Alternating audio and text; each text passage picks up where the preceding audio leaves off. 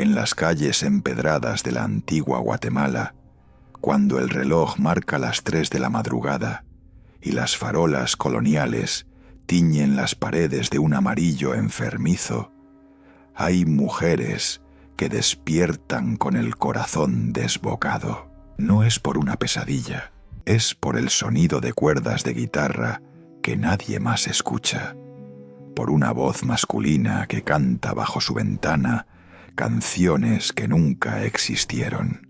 Cuando bajan las escaleras descalzas, temblando, y abren la puerta con manos sudorosas, no encuentran a nadie, solo monedas de plata esparcidas en el suelo y un olor dulzón a tabaco que se queda pegado en la garganta por días. Las abuelas del altiplano conocen la verdad que los doctores de la capital se niegan a aceptar. Saben que cuando una muchacha de trenzas largas comienza a rechazar la comida, a caminar dormida por la casa, susurrando palabras en un idioma antiguo, y a despertar con marcas extrañas en el cuello que parecen quemaduras de cuerda, no es locura ni enfermedad. Es que él la escogió, es que el sombrerón decidió que esa mujer será suya.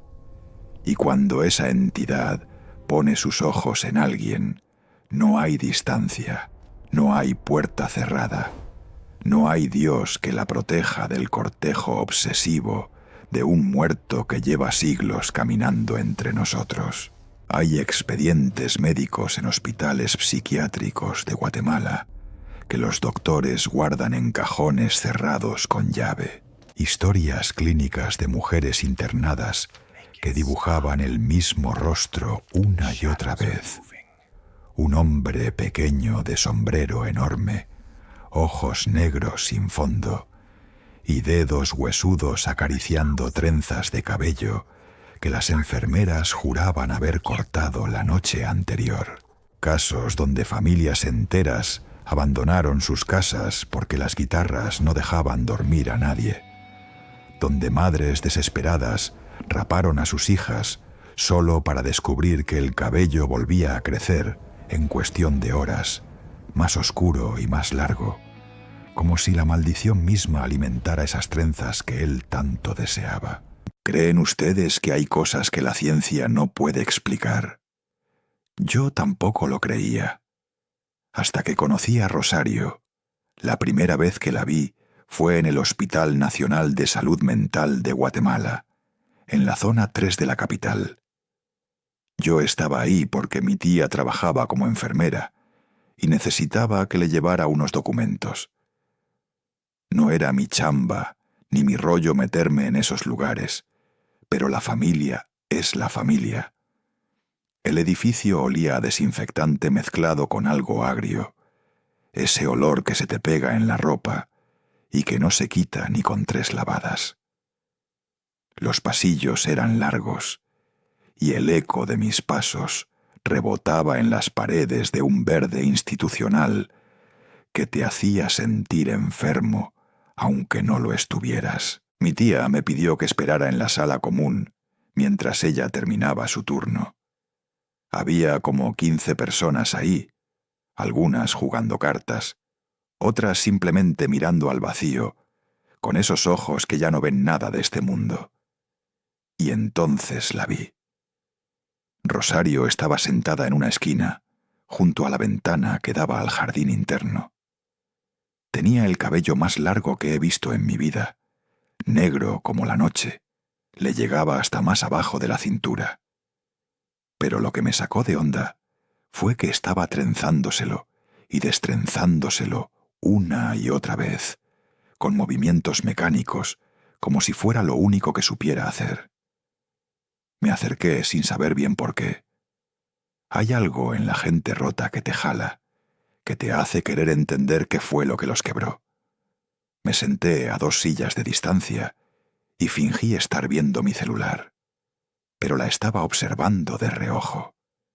Sus dedos se movían rápido, como si tuvieran memoria propia, creando trenzas perfectas que luego deshacía para empezar de nuevo. y susurraba algo. No podía escuchar las palabras, pero el ritmo era constante, como una canción que solo ella conocía. Una enfermera pasó cerca y le puso una mano en el hombro. Rosario no reaccionó. La enfermera suspiró, me miró y negó con la cabeza. Antes de irse, me dijo en voz baja que no la molestara, que llevaba así 3 semanas desde que llegó, que no hablaba con nadie, que no comía casi nada, que solo se trenzaba el cabello y cantaba bajito canciones que nadie reconocía. ¿Y saben qué fue lo que me hizo quedarme? Lo que me hizo romper todas mis reglas de no meterme en problemas ajenos? Fue ver las marcas en su cuello. Eran como quemaduras, pero no de fuego. Parecían las marcas que dejan las cuerdas cuando te aprietan la piel, pero simétricas, demasiado perfectas. Líneas paralelas en cada lado del cuello, como si alguien hubiera tocado guitarra, usando su garganta como instrumento. Mi tía volvió como media hora después y me encontró todavía ahí, mirando a Rosario. Me jaló del brazo, me sacó de ahí y me regañó como si fuera un morro chiquito. En el carro le pregunté por ella. Mi tía agarró el volante con más fuerza de la necesaria y me dijo que mejor no preguntara, que ese caso era de los que ella no podía quitarse de la cabeza ni cuando llegaba a su casa. Pero yo seguí insistiendo. ¿Conocen esa sensación cuando algo te pica la curiosidad y no puedes dejarlo ir, aunque sepas que deberías? Mi tía finalmente habló, pero solo después de hacerme jurar que no le contaría a nadie que me había dicho algo. Me contó que Rosario había llegado al hospital hace 3 semanas, traída por su familia desde San Juan del Obispo, un pueblito cerca de Antigua Guatemala, que la familia estaba desesperada porque la muchacha había dejado de ser la misma persona. Todo había comenzado meses atrás. Rosario vivía con sus papás y sus 2 hermanos menores en una casa colonial de esas antiguas, con patio central y corredores con arcos. Era maestra de primaria, 23 años, nunca había tenido novio porque era medio tímida, de esas mujeres que se la pasan leyendo y cuidando de su familia. Su único orgullo era su cabello. Su abuela decía que era un regalo de Dios, que nunca debía cortárselo, porque era su protección. ¡Qué ironía!, ¿no? Una noche de marzo, Rosario despertó con el sonido de una guitarra. No era música de la calle, ni de alguna casa vecina. Venía de abajo, justo debajo de su ventana. Se levantó, corrió la cortina y miró hacia el empedrado iluminado apenas por un farol lejano. No había nadie. El sonido se detuvo en cuanto ella miró. Pensó que había sido un sueño. Se volvió a acostar y no le dio más vuelta al asunto. Pero la siguiente noche volvió a pasar. Y la siguiente. Y la siguiente. Siempre a las 3 de la madrugada. Siempre la misma canción que ella no podía recordar cuando despertaba del todo. Su papá bajó una noche con un machete, convencido de que algún borracho o algún pretendiente estaba molestando a su hija. Recorrió toda la calle, despertó a los vecinos, armó un escándalo. No encontró a nadie. Las guitarras seguían sonando, pero solo Rosario las escuchaba. Empezó a perder peso. Rechazaba la comida diciendo que no tenía hambre, que el estómago se le cerraba. Sus hermanos decían que la escuchaban caminar por la casa en las noches, que hablaba sola en su cuarto. Una mañana, su mamá entró a despertarla y la encontró parada frente al espejo, trenzándose el cabello y llorando. Cuando le preguntó qué pasaba, Rosario solo repetía que él la había escogido, que ya no había vuelta atrás. La llevaron con doctores, con sacerdotes, con una curandera del pueblo que les cobró un dineral por hacer limpias con huevo y ruda. Nada funcionaba. Rosario cada vez estaba más flaca, más pálida, más perdida en un mundo que solo ella veía. Una noche, su hermano menor la encontró en el patio, descalza, con el cabello suelto arrastrándose por el suelo. Había monedas de plata esparcidas alrededor de ella, monedas antiguas, de esas que ya no se usan, con fechas del siglo XIX grabadas. Fue entonces cuando la abuela lo dijo, lo que todos sabían pero nadie quería aceptar, que el sombrerón la había escogido, que esa entidad que camina por las noches de Guatemala, buscando mujeres de cabello largo, había puesto sus ojos en Rosario.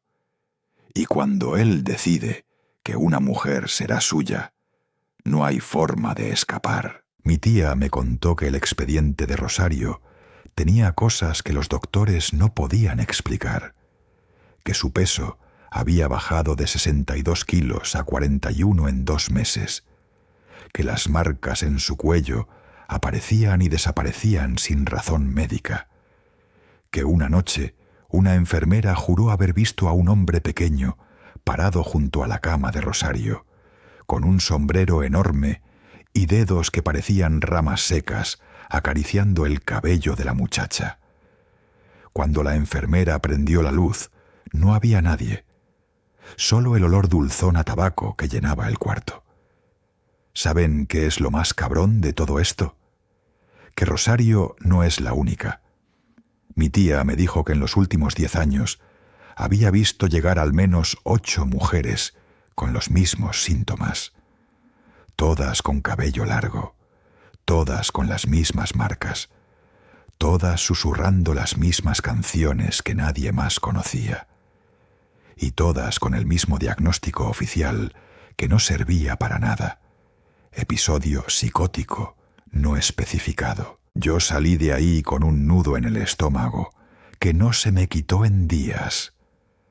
Esa noche no pude dormir bien, y cuando finalmente me quedé dormido, soñé que escuchaba guitarras bajo mi ventana. Después de conocer a Rosario, no pude simplemente olvidarme del asunto y seguir con mi vida como si nada. La historia me había calado hondo, me había metido bajo la piel como una astilla que no puedes sacar. Empecé a investigar por mi cuenta, cosa que mi tía me advirtió que no hiciera. Me dijo que hay cosas que es mejor dejar en paz, que algunos horrores no necesitan que los revuelvas porque te ensucian el alma. Pero yo soy necio, siempre lo he sido. Comencé en los archivos del hospital, con permiso de mi tía, que me dejó revisar expedientes viejos mientras ella hacía su ronda. No les voy a mentir, lo que encontré me quitó el sueño por semanas. Había un patrón tan claro, tan obvio, que me sorprendió que nadie lo hubiera documentado formalmente. O tal vez sí lo habían hecho, y simplemente lo guardaron en algún cajón para que nadie hiciera preguntas incómodas. En los últimos 20 años habían ingresado 17 mujeres con síntomas casi idénticos, todas entre 18 y 30 años, todas con cabello largo que les pasaba de los hombros, todas provenientes de pueblos cerca de Antigua Guatemala o de las zonas coloniales de la capital. Los expedientes usaban palabras elegantes para esconder lo que realmente pasaba. Decían cosas como trastorno alimentario de origen desconocido, episodios disociativos recurrentes, comportamiento obsesivo-compulsivo enfocado en el cabello. Pero cuando leías las notas de las enfermeras, las que escribían en las madrugadas cuando nadie más estaba mirando, ahí estaba la verdad. Ahí estaban las descripciones de mujeres que despertaban gritando que alguien les jalaba el cabello, de pacientes que amanecían con monedas antiguas bajo la almohada que nadie había dejado ahí, de cuartos que olían a tabaco rancio, aunque estaba prohibido fumar en todo el edificio. Pero lo que más me impactó fue leer sobre los intentos desesperados de las familias por romper lo que ellos sabían que era una maldición. Había 3 casos documentados donde los padres habían tomado la decisión más extrema: rapar completamente a sus hijas. En los 3 casos, el resultado había sido el mismo: aterrador, imposible. El primer caso era de una muchacha llamada Leticia, del año 2012. Su familia la había llevado con un curandero de Chichicastenango, que les dijo que la única forma de romper el lazo con el sombrerón era quitarle lo que él deseaba: el cabello.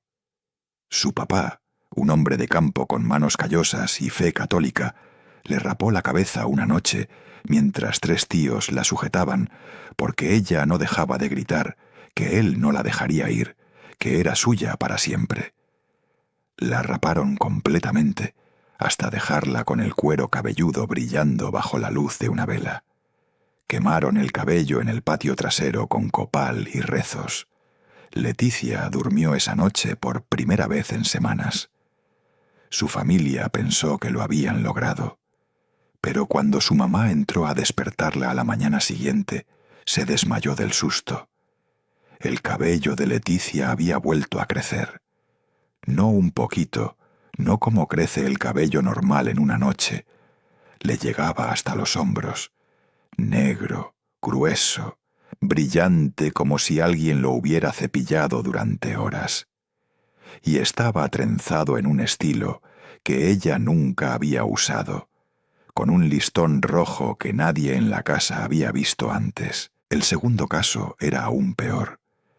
Una chava de San Felipe, llamada Dulce María, del año 2016. Sus papás la llevaron con un barbero de la capital, convencidos de que si lo hacían lejos del pueblo, lejos de donde el sombrerón la había encontrado, funcionaría diferente. Le cortaron todo el cabello y lo echaron en una bolsa que tiraron en un basurero municipal. Dulce María lloró durante todo el proceso, pero no de tristeza. Lloraba de miedo. Decía que él estaría enojado, que ella pagaría el precio de la desobediencia.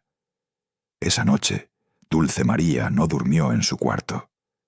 Sus papás la pusieron en la sala, entre ellos 2, con todas las luces prendidas. A las 3 de la madrugada exactas, empezaron a escuchar las guitarras, pero esta vez no venían de la calle, venían de adentro de la casa, del cuarto de Dulce María. Su papá subió corriendo, machete en mano, y encontró la puerta cerrada desde adentro. La tiró de una patada. El cuarto estaba vacío, pero sobre la cama había mechones de cabello negro esparcidos, cabello largo, ondulado, que olía a tierra húmeda y a algo dulce que les revolvió el estómago a todos. Bajaron corriendo a la sala. Dulce María seguía ahí, pero su cabeza ya no estaba calva. El cabello le había crecido de nuevo, más largo que antes, llegándole hasta la cintura. Y tenía las mismas marcas en el cuello que Rosario. Las cuerdas de guitarra, marcadas en la piel, como si alguien hubiera estado tocando una melodía macabra, usando su garganta como instrumento. La internaron 2 días después. En el expediente, un psiquiatra había escrito entre paréntesis: la familia insiste en que el cabello creció de forma sobrenatural, posible psicosis compartida. El tercer caso no lo terminé de leer completo, porque mi tía llegó y me quitó el expediente de las manos. Me dijo que ya era suficiente, que me estaba metiendo en algo que no me incumbía, pero alcancé a ver el nombre: Carmen López, año 2019. Y alcancé a ver una nota escrita con pluma roja en la esquina de la hoja. Paciente, falleció durante internamiento. Causa oficial: paro cardíaco. Peso al momento de la muerte: 32 kilos. Mi tía me llevó a la cafetería del hospital y me compró un café que no tenía ganas de tomar. Me miró fijamente, con esa mirada que tienen las personas que han visto demasiado, y me contó algo que no estaba en ningún expediente. Me dijo que había un secreto que las enfermeras viejas del hospital compartían solo entre ellas, que cuando internaban a una mujer con los síntomas del sombrerón, nunca la dejaban sola en las noches, nunca, porque en más de una ocasión habían encontrado a las pacientes en estados que no podían explicarse. Una enfermera había entrado a revisar a una paciente y la había encontrado flotando a medio metro sobre la cama, con el cabello suelto, moviéndose como si hubiera viento, aunque la ventana estaba cerrada. Otra vez, encontraron a una mujer con el cabello trenzado en patrones geométricos tan complejos que hubiera tomado horas hacerlos. Pero la enfermera la había revisado solo 20 minutos antes y tenía el cabello suelto. Y la peor de todas, una paciente que amaneció con las trenzas amarradas a los barrotes de la cama, tan apretadas que casi la estrangulan mientras dormía. ¿Saben qué es lo que más miedo me dio de todo esto? No fueron los expedientes ni las historias de las enfermeras. Fue cuando mi tía me dijo, con una voz que nunca le había escuchado, que si alguna vez conocía a una mujer de cabello largo que empezara a escuchar guitarras en las noches, que la alejara inmediatamente de cualquier lugar antiguo, que no la dejara sola, que le cortara el cabello si era necesario, pero que lo quemara con sal y rezos, y que aún así probablemente no sería suficiente, porque el sombrerón no suelta a sus elegidas, nunca lo ha hecho. Esa noche, cuando volví a mi casa, me puse a investigar en Internet. Encontré foros, páginas de Facebook, grupos de WhatsApp donde mujeres guatemaltecas compartían sus experiencias. Y no eran pocas. Había decenas de testimonios de mujeres que habían escuchado las guitarras, que habían encontrado monedas, que sentían que algo las observaba cuando se trenzaban el cabello. Mujeres que habían dejado de salir de noche, que dormían con las luces prendidas, que le habían rogado a sus mamás que les cortaran el cabello y que habían visto con horror cómo volvía a crecer. Y lo más escalofriante, muchas de ellas decían que el cabello que volvía a crecer no se sentía como suyo, que era más pesado, más oscuro, que se enredaba solo formando trenzas que ellas no hacían, como si el cabello mismo estuviera poseído, como si fuera una extensión de la maldición que las ataba a él. 3 semanas después de revisar esos expedientes, recibí un mensaje de mi tía que decía: «Tengo algo que mostrarte. Ven al hospital mañana temprano». No me dio más detalles. Cuando llegué, me estaba esperando en su oficina con una caja de cartón vieja, amarillenta, con manchas de humedad en las esquinas. Antes de abrirla, me hizo jurar que no le contaría a nadie de dónde había sacado esto. Me dijo que técnicamente estaba violando protocolos del hospital, pero que había cosas que necesitaban ser conocidas, que no podían quedarse guardadas para siempre en un archivo muerto. Dentro de la caja había un diario. Las páginas estaban arrugadas, algunas con manchas que parecían de lágrimas, otras con letra tan apretada que apenas se podía leer. En la primera página, escrito con una caligrafía bonita y cuidadosa, decía: «Diario de María Concepción Hernández Flores. Si alguien lee esto después de mi muerte, por favor créanme. Todo lo que está escrito aquí es verdad». La fecha de la primera entrada era del 15 de agosto de 2018. La última entrada, apenas legible, era del 22 de noviembre del mismo año. Solo 3 meses que documentaban la destrucción completa de una vida. Mi tía me explicó que María Concepción había vivido en Antigua Guatemala, en una casa colonial sobre la Quinta Avenida Norte. Tenía 25 años, trabajaba en una galería de arte, pintaba en sus tiempos libres y nunca se había cortado el cabello en toda su vida. Su abuela le había dicho desde niña que su cabello era especial, que tenía un brillo que no era normal, que debía cuidarlo como un tesoro. El cabello le llegaba hasta la parte baja de la espalda, negro azabache, tan grueso que cuando se hacía una trenza parecía una cuerda. Leí el diario completo esa mañana en la oficina de mi tía. No pude parar. Era como ver un tren descarrilar en cámara lenta, sabiendo que no puedes hacer nada para evitarlo. Las primeras entradas eran normales, cotidianas. María Concepción escribía sobre su día, sobre las pinturas que estaba haciendo, sobre un gato callejero que alimentaba en las mañanas. Pero el 15 de septiembre, la entrada cambió de tono completamente. Decía: anoche escuché música bajo mi ventana. Eran como las 3 de la mañana y sonaba una guitarra. La melodía era hermosa, triste, me hizo llorar sin saber por qué. Cuando me asomé, no vi a nadie. Papá dice que fueron los mariachis de la esquina, pero yo sé que no. La música venía de mi ventana específicamente, como si alguien estuviera tocando solo para mí. Las siguientes entradas documentaban cómo las serenatas se volvieron constantes. Cada noche a la misma hora, la misma guitarra, la misma canción que ella no podía recordar completamente cuando despertaba. Pero lo perturbador vino después.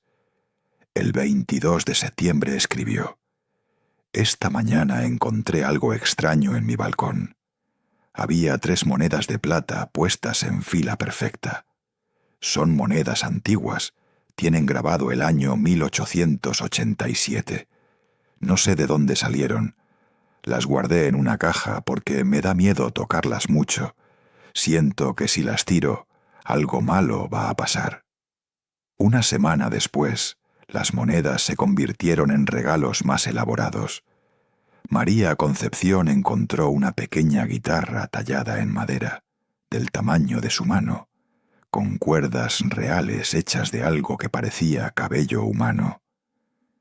2 días después, apareció un peine de carey antiguo sobre su almohada, aunque ella juraba haber cerrado con llave su cuarto antes de dormir. El 1 de octubre encontró algo que la hizo llorar de miedo. Trenzas de cabello negro, 3 trenzas perfectamente hechas, atadas con listones rojos, puestas sobre su tocador como si fueran un regalo. Lo macabro era que María Concepción describía en el diario cómo había intentado investigar de quién era ese cabello. Lo había comparado con el suyo usando una lupa. Era idéntico, el mismo grosor, el mismo color, hasta la misma textura ligeramente ondulada. Pero ella tenía todo su cabello intacto. Entonces, ¿de quién eran esas trenzas? Escribió: me estoy volviendo loca. O hay alguien en esta ciudad que tiene mi mismo cabello y me lo está dejando de regalo. ¿Pero por qué? ¿Qué quiere de mí? Para mediados de octubre, las entradas del diario se volvieron más erráticas. La letra empezó a cambiar, a volverse más descuidada. María Concepción escribía que había empezado a perder el apetito, que la comida le sabía a cartón, que había bajado kilos en 2 semanas, que sus amigas le preguntaban si estaba enferma, porque tenía ojeras profundas y la piel amarillenta. Pero lo que más la aterraba era que había comenzado a hablar sola. Decía: me despierto y me encuentro sentada frente al espejo, trenzándome el cabello y susurrando cosas que no recuerdo haber dicho. Papá me encontró así anoche a las de la madrugada y se asustó tanto que llamó al doctor. La entrada del 25 de octubre me heló la sangre. María Concepción escribió: anoche lo vi. No fue un sueño. Estaba parado junto a mi cama cuando desperté. Era pequeño, como de 1,5 metros, pero su sombrero era enorme, del tamaño de una rueda de carreta. No pude verle la cara porque estaba en sombras, pero vi sus manos. Dios santo, sus manos. Eran como ramas secas, huesudas, con uñas largas y negras. Me estaba acariciando el cabello. Sentí sus dedos fríos desenredando mis trenzas con una delicadeza que me revolvió el estómago. Intenté gritar, pero no me salió la voz. Solo pude llorar mientras él seguía acariciándome, susurrando algo en un idioma que no entendía. Cuando finalmente pude moverme y prendí la luz, ya no estaba. Pero mi cabello estaba trenzado en un estilo que yo nunca me hago. Y sobre mi almohada había más monedas. Después de esa noche, María Concepción intentó cortarse el cabello. Lo escribió con letra temblorosa. Le pedí a mamá que me lo cortara. Ella lloró y me dijo que la abuela me maldecirá desde la tumba si lo hago, pero yo le rogué. Me lo cortó hasta los hombros. Quemamos el cabello en el patio con copal y ruda, como me dijo una curandera. Esa noche dormí tranquila por primera vez en semanas, pero la entrada del día siguiente fue devastadora.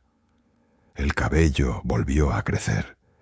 No sé cómo explicar esto sin sonar completamente loca, pero mi cabello está otra vez largo, más largo que antes. Me llega hasta la cintura. Mamá se desmayó cuando me vio esta mañana. Papá dice que me van a llevar con un doctor de la capital. Yo solo quiero que esto termine. Tengo marcas en el cuello que parecen quemaduras de cuerda. Me duelen, me arden. Y siento que alguien me observa todo el tiempo, especialmente cuando estoy frente al espejo. Las últimas entradas del diario eran casi ilegibles.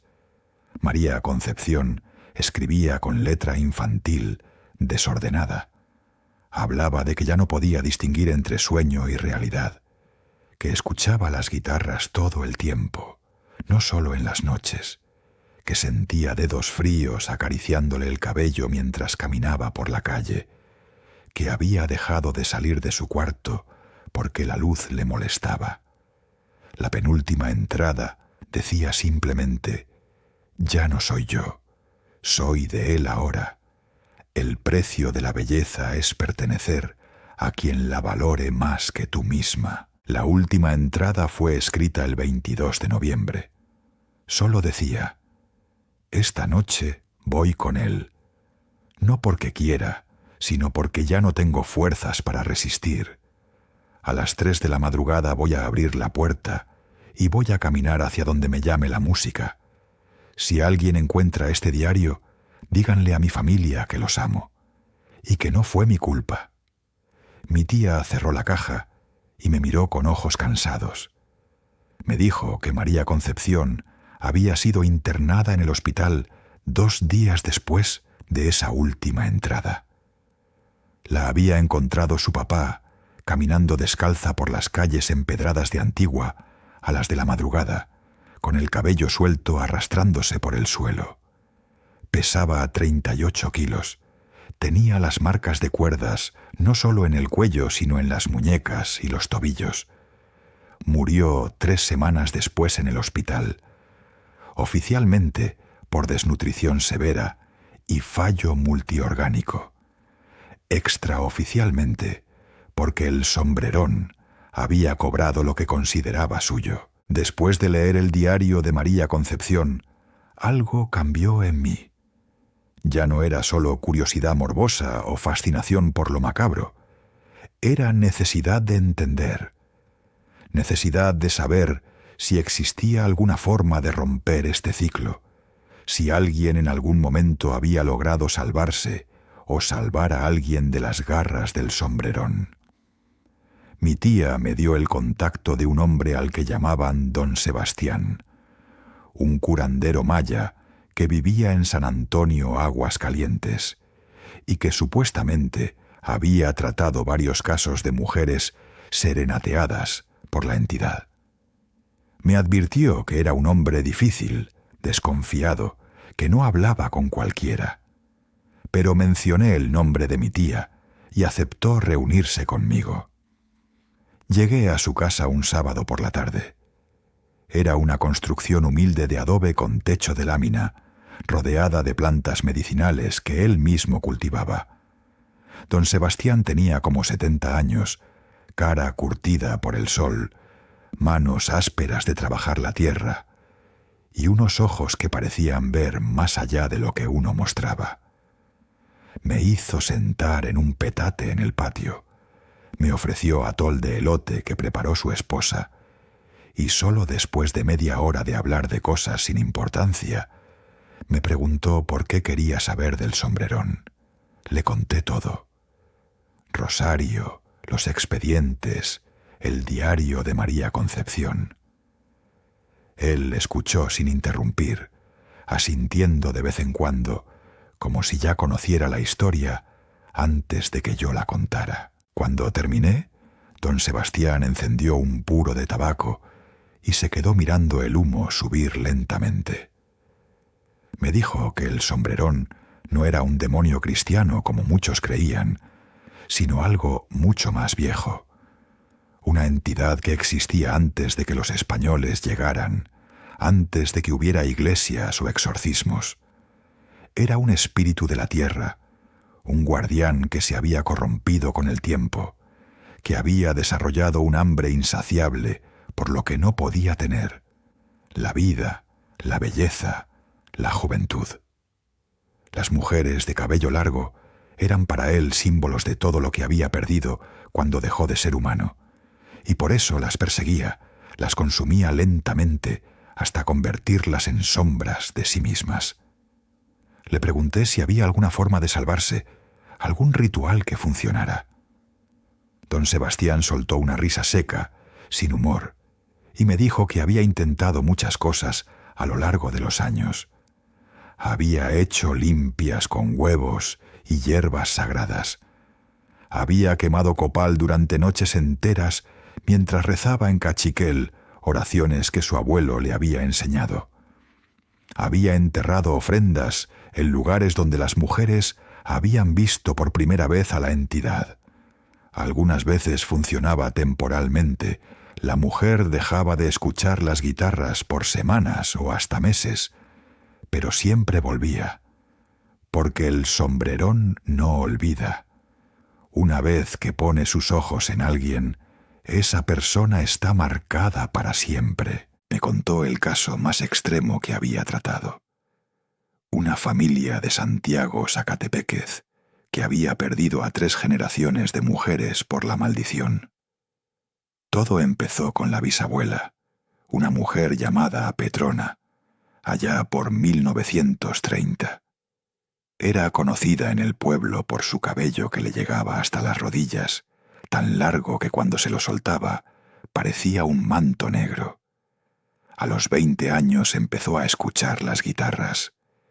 Para cuando tenía 25, ya estaba internada en un manicomio porque había intentado prenderse fuego 2 veces para que el sombrerón dejara de visitarla. Murió a los 30, consumida, loca, todavía susurrando canciones que nadie conocía. Lo macabro fue que la maldición no murió con ella. Su hija, Ofelia, creció con el cabello igual de largo y hermoso. Cuando cumplió 18 años, en 1952, empezaron las serenatas. Don Sebastián dijo que la familia lo llamó desesperada, que él hizo todo lo que sabía hacer. Llevó a Ofelia a lugares sagrados, le hizo usar amuletos de jade, le dio brebajes de hierbas amargas que la hacían vomitar durante horas. Nada funcionó. Ofelia se negaba a comer, pasaba las noches caminando sonámbula por el pueblo, y tenía las mismas marcas que todas las demás, las cuerdas de guitarra marcadas en la piel, como si fueran tatuajes. Pero hay algo que don Sebastián me contó que me dejó sin palabras. Dijo que una noche fue a la casa de la familia para hacer una ceremonia más intensa, un ritual que requería ayuno de 3 días y ofrendas de sangre. Cuando llegó, encontró a Ofelia parada en el patio bajo la luna llena, con el cabello suelto moviéndose aunque no había viento. Y junto a ella tan claro como yo lo estaba viendo a él, estaba el sombrerón. Era pequeño, pero su presencia llenaba todo el espacio, como si el aire mismo se comprimiera alrededor de él. Don Sebastián describió sus manos como ramas secas de un árbol muerto, sus ojos como dos agujeros negros que absorbían la luz, y su sombrero tan grande que proyectaba una sombra que cubría a Ofelia completamente. Lo aterrador fue que cuando don Sebastián intentó acercarse, el sombrerón lo miró. Solo eso, lo miró. Y don Sebastián sintió que algo le apretaba el pecho, que el aire se le escapaba de los pulmones, que sus piernas dejaban de responderle. Cayó de rodillas sin poder respirar, mientras la entidad seguía acariciando el cabello de Ofelia con una ternura obscena. Solo cuando don Sebastián rezó en cachiquel la oración más poderosa que conocía, la que su bisabuelo le había prohibido usar porque podía matarlo, la presión se aflojó. El sombrerón desapareció como humo, pero Ofelia se desplomó. La encontraron con marcas nuevas, mordidas en los antebrazos con forma de herradura, perfectamente simétricas, tan profundas que le dejaron cicatrices permanentes. Ofelia sobrevivió, pero quedó rota. Se casó, tuvo una hija, pero nunca volvió a ser la misma. Dormía con las luces prendidas, se cortaba el cabello cada semana hasta dejarlo casi al ras, y entraba en pánico si escuchaba guitarras, aunque fueran en la radio. Su hija, Marta, nació en 1976, con el mismo cabello negro y largo de su abuela y bisabuela. La familia rogó que la maldición no se repitiera, que 2 generaciones fueran suficiente castigo. Pero cuando Marta cumplió 19 años, en 1995, las guitarras volvieron. Don Sebastián me dijo que para entonces ya estaba viejo, que sus manos temblaban y su poder no era el mismo, pero fue a ayudar porque conocía a la familia desde que era niño. Esta vez intentaron algo más drástico. Convencieron a Marta de que se fuera del país, de que pusiera océanos de distancia entre ella y la entidad. La mandaron con unos primos a los Estados Unidos, a California, lo más lejos que pudieron. Durante 6 meses no hubo noticias. La familia pensó que había funcionado, que la distancia había roto el lazo. Pero una noche de octubre, Ofelia despertó gritando. Decía que había soñado con Marta, que la había visto caminar descalza por calles que no reconocía, con el cabello suelto y los ojos vacíos. Llamaron a California. Los primos dijeron que Marta había desaparecido 3 días atrás, que había salido a caminar de noche y no regresó. La policía la encontró 2 días después en un parque, sentada bajo un árbol, trenzándose el cabello una y otra vez. Cuando intentaron hablarle, no respondía. Tenía las marcas, las cuerdas en el cuello, las mordidas en herradura en los brazos, y su cabello, que había estado corto cuando se fue de Guatemala, le llegaba otra vez hasta la cintura. Los doctores americanos no entendían qué le pasaba. La diagnosticaron con esquizofrenia catatónica y la sedaron. La trajeron de vuelta a Guatemala 3 semanas después. Don Sebastián la vio una última vez antes de que la internaran en el mismo hospital donde yo había conocido a Rosario. Me dijo que Marta tenía algo en los ojos que él no había visto en ninguna otra mujer afectada por el sombrerón.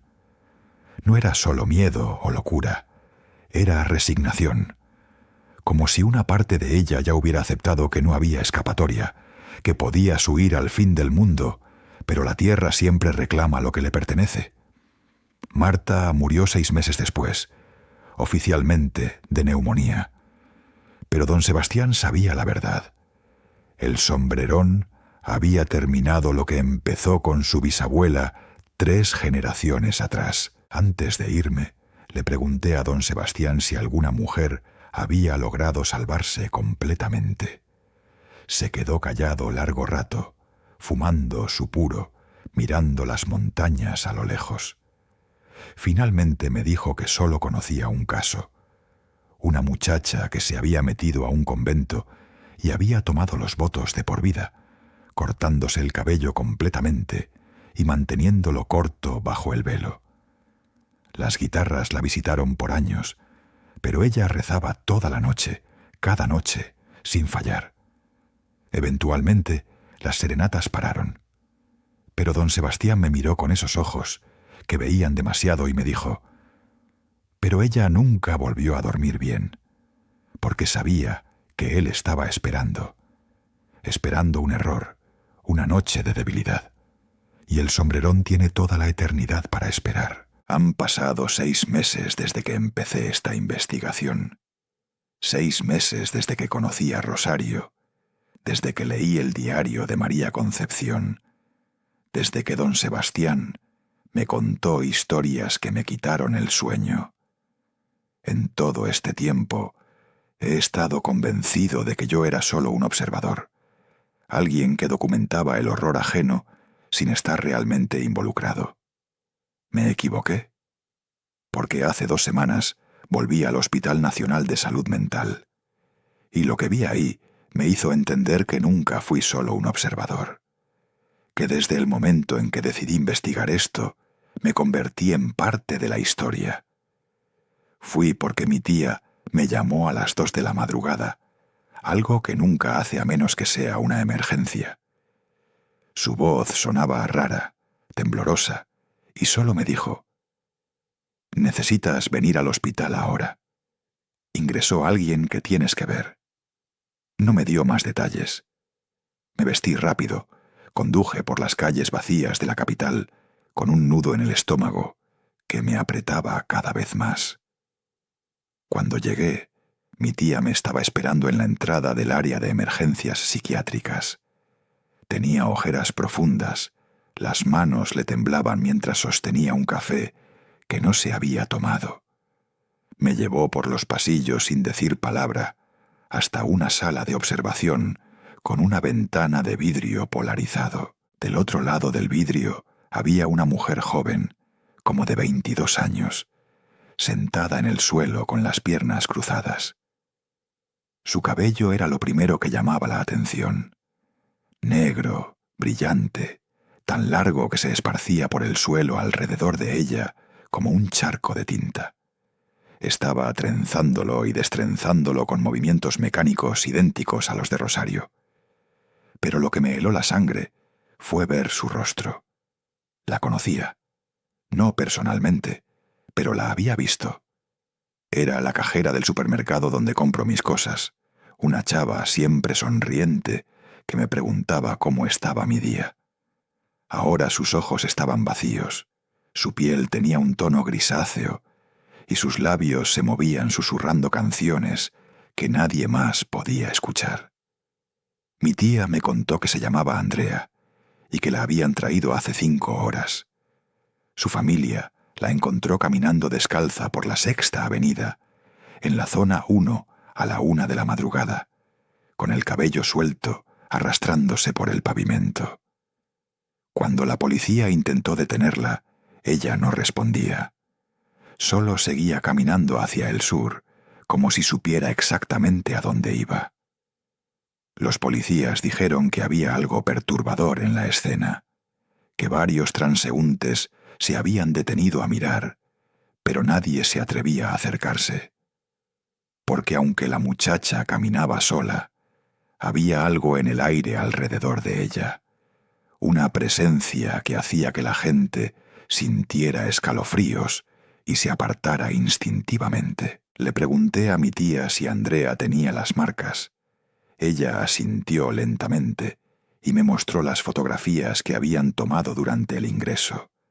Ahí estaban, las cuerdas de guitarra marcadas en el cuello, líneas perfectamente paralelas en cada lado, las mordidas en forma de herradura en los antebrazos, tan profundas que habían sangrado y manchado su ropa, Y algo nuevo, algo que no había visto en ninguno de los otros casos. En sus muñecas había marcas circulares, como si alguien la hubiera sujetado con fuerza durante horas. Pero lo más perturbador eran sus pies. Tenían cortes y raspaduras por haber caminado descalza, pero entre las heridas había algo más. Pequeñas monedas de plata incrustadas en la piel, como si alguien se las hubiera presionado hasta que se hundieran en la carne. La hermana menor, una chava de 16 años con los ojos hinchados de llorar, me contó algo que me partió. Dijo que una noche despertó porque escuchó música, guitarras que venían del cuarto de Andrea. Se asomó por la rendija de la puerta y vio a su hermana parada frente al espejo, completamente inmóvil, mientras alguien invisible le trenzaba el cabello. Podía ver el cabello moviéndose solo, separándose en secciones, entrelazándose en patrones complejos. Y lo peor, podía ver la sombra en el espejo, una sombra pequeña con un sombrero enorme que se proyectaba sobre Andrea, aunque no había nadie más en el cuarto. La hermana gritó y la sombra desapareció. Pero Andrea no reaccionó. Se quedó ahí parada, con las trenzas perfectas y una sonrisa vacía en el rostro.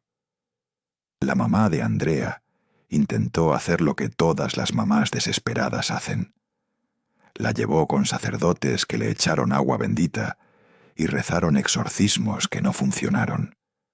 La llevó con curanderos que le hicieron limpias y le dieron amuletos que Andrea arrancaba y tiraba en cuanto llegaba a casa. Intentó cortarle el cabello mientras dormía, pero Andrea despertó gritando que él no lo permitiría, que el cabello era de él ahora.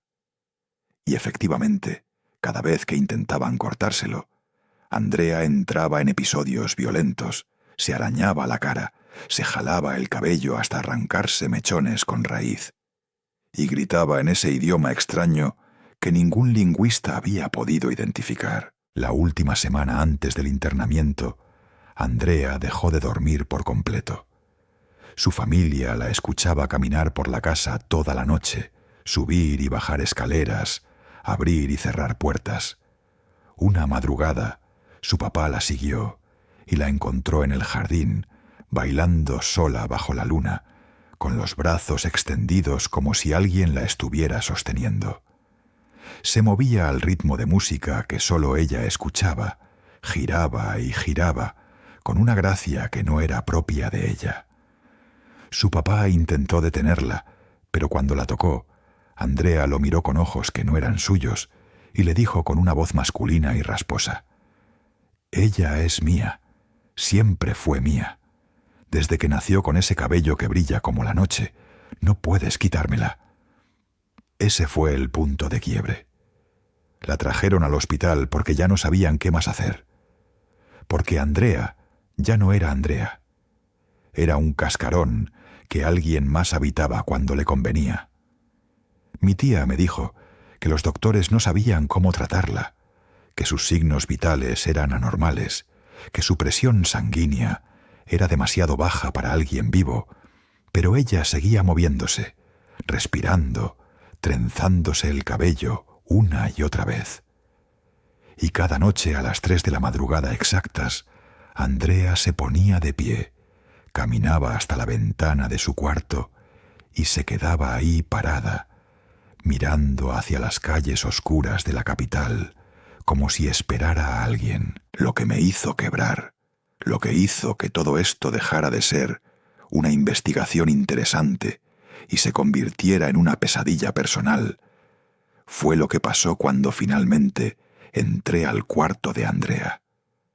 Mi tía me dejó pasar, porque los doctores querían ver si ella reaccionaba a un estímulo nuevo, si tal vez un rostro desconocido la sacaba de su estado catatónico. Entré despacio, tratando de no hacer ruido. Andrea no levantó la vista. Siguió trenzando su cabello, con esos dedos que se movían demasiado rápido, demasiado mecánicos. Me senté en el suelo a 1 metro de distancia y le hablé suave. Le dije mi nombre, le dije que quería ayudarla. Andrea dejó de moverse. El silencio en ese cuarto se volvió tan espeso que podía sentirlo presionando mis tímpanos. Lentamente, muy lentamente, levantó la cabeza y me miró. Y no eran sus ojos. Eran 2 pozos negros sin fondo, sin luz, sin humanidad. Abrió la boca y con esa voz que no era suya, esa voz rasposa y antigua, me dijo: Tú has estado preguntando por mí. Has estado desenterrando historias que deberían quedarse enterradas. Crees que solo eres un observador, pero ya estás marcado. Ya te he visto. Ya sé dónde vives. Me levanté tan rápido que tiré la silla. Salí de ese cuarto con el corazón golpeándome las costillas y las manos temblando. Mi tía me alcanzó en el pasillo y me abrazó mientras yo trataba de respirar, de convencerme de que había sido mi imaginación, de que era imposible. Pero ella me miró a los ojos y me dijo algo que no voy a olvidar nunca. Te advertí que no te metieras. Ahora él sabe quién eres, y aunque no tengas cabello largo, aunque no seas su tipo, ya cruzaste su camino, ya estás en su radar. Esa noche no dormí. Me quedé en mi cuarto con todas las luces prendidas, revisando cada sombra, cada ruido. Y a las 3 de la madrugada exactas escuché guitarras. No eran fuertes, no eran obvias. Eran un susurro lejano que venía de algún lugar que no podía ubicar. Duró solo 1 minuto, tal vez menos, pero fue suficiente para que entendiera que don Sebastián tenía razón. El sombrerón camina por las calles de Guatemala cada noche, buscando su próxima obsesión. Y ahora sé que también busca a quienes se atreven a contar sus secretos. Si has llegado hasta aquí, si has escuchado toda esta historia, déjame preguntarte algo. ¿Qué harías tú si una noche, a las 3 de la madrugada, escucharas guitarras bajo tu ventana? ¿Mirarías? ¿Ignorarías el sonido y seguirías durmiendo? ¿Le cortarías el cabello a tu hija, a tu hermana, a tu madre, si empezara a mostrar los signos? ¿O harías como la mayoría y te convencerías de que son solo historias, leyendas de viejos, supersticiones sin fundamento? Porque eso es lo que hacemos todos hasta que es demasiado tarde. Hasta que las guitarras tocan para nosotros y descubrimos que algunas leyendas están vivas, que caminan, que esperan y que nunca, nunca olvidan.